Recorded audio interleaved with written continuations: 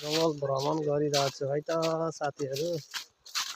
फाइदामा बसेर होइन बिदाको दिन यसरी जापानमा चाहिँ यसरी साम्पो गर्ने ठाउँ छ, जङ्गल छ।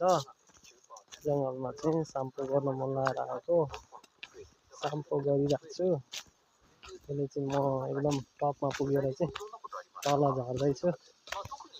के भन्छ अब चाहिँ बिस्तारै बिस्तारै पोखरी अहिले चाहिँ यस्तो पातहरू झरिरहेको छ, एकदम हावा चलेर पातहरू मस्तो झरिरहेको छ।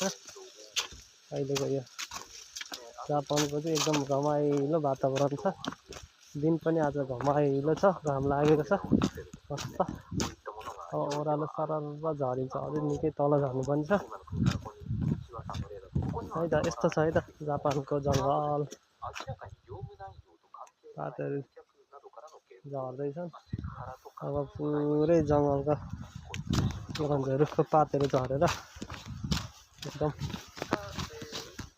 हिउँपर्ने भएको कारणले गर्दाखेरि यो ठाउँ चाहिँ यस्तो हुन्छ होइन। अझै तल झर्नु छ मेरो निकै, अघि माथि पुगेँ, टपमा पुगेँ। बाटो पल्लो डाँडापट्टिबाट चढेर त्यहाँबाट छर्र झरेर अनि घर पुगिन्छ भन्ने मलाई लागिरहेछ। ल साथीहरू पछि भेट्नुपर्छ है त, अहिलेलाई यति नै।